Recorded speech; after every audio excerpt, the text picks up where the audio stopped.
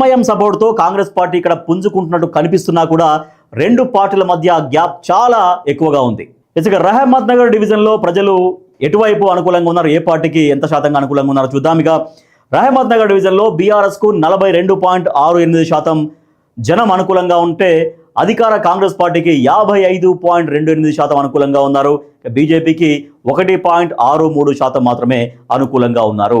అంటే బీఆర్ఎస్ కంటే అధికార కాంగ్రెస్కి 13% కంటే పైగా ఇక్కడ అనుకూలంగా కనిపిస్తున్నారు. బీఆర్ఎస్కు 42.68 అయితే కాంగ్రెస్కి 55.28, అంటే దాదాపుగా 13% కంటే ఇంకొంచెం ఎక్కువగానే అనుకూలంగా కనిపిస్తున్నారు కాంగ్రెస్ పార్టీకి. సో కాంగ్రెస్ పార్టీకి ఇక్కడ కలిసి వచ్చే అంశాలు ఏమున్నాయి, అనుకూలంగా ఏ అంశాలు ఉన్నాయి?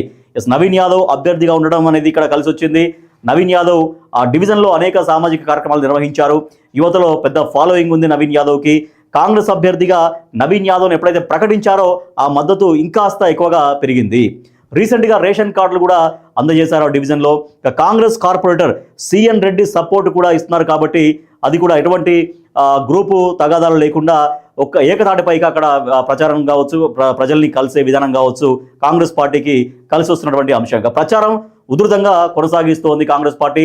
అసెంబ్లీ ఎన్నికల సమయం నుంచి కాంగ్రెస్ అక్కడ బలోపేతం కావడం కూడా డివిజన్లో, రహమత్ నగర్ డివిజన్లో కాంగ్రెస్కు బాగా కలిసి వచ్చినటువంటి అంశాల్లో ఇవన్నీ ఉన్నాయి. ఇక బీఆర్ఎస్కు కలిసి వచ్చిన అంశాలు ఏంటి? బీఆర్ఎస్కి కేవలం మాగంటి మరణంతో వచ్చినటువంటి సానుభూతి అనేది బాగా కలిసి వస్తుంది. అన్ని డివిజన్లలో బీఆర్ఎస్ హయాంలో లబ్ధిదారులు ఎక్కువగా పార్టీ వైపు ఉన్నారు. సో అది కూడా కలిసి వచ్చింది బీఆర్ఎస్కి. సో ఓవరాల్గా చూస్తే రహమత్ నగర్లో కాంగ్రెస్ లీడ్ అనేది చాలా స్పష్టంగా కనిపించింది బిగ్ టీవీ సర్వేలో.